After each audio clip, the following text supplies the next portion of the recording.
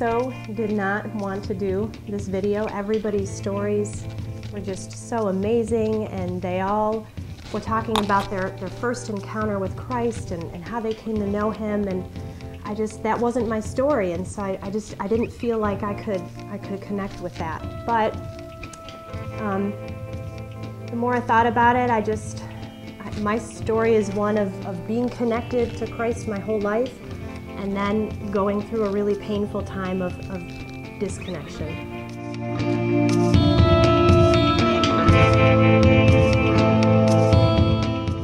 My dad died when I was really young, and it was a rough home, it was a rough environment, but I did grow up in a Christian home, and I have been saved as long as I can remember, and Christ has always been there for me, and I've always clung to my faith in Him through everything that I can imagine. He was there through my teen pregnancy, and He was there through both of my marriages, and He was there through the death of both of my children. I lost my third son, Riley. He was born with a kidney complication, and he only lived 4 days.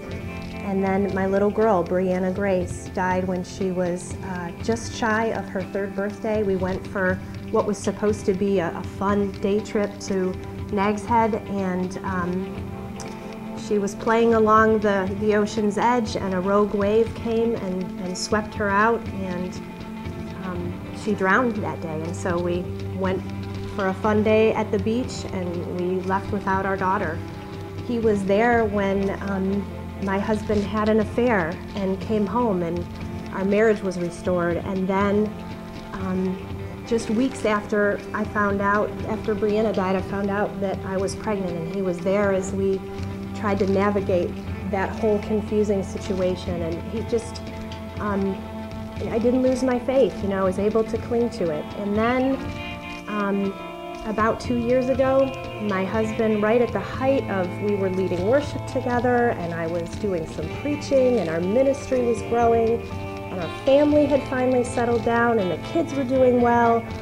Right about that point, my husband left, and he had an affair and immediately moved out of the house and took my son Aaron with him and left me with my daughter Madeline, and from there something just broke, and it was like the last thing. And I was still leading worship, and I would come down and everyone would tell me how anointed it was, and it was like they were talking about somebody else. I just felt numb and disconnected, and kind of laid my sword down, laid my armor down, and walked off the battlefield. And I stayed gone a long time, months. I just didn't want to go back.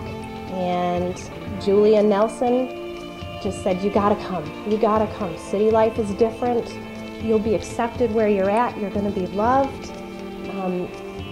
Nobody's gonna be afraid of what you've been through. Just try, just come once, and if you don't like it, you never have to come back.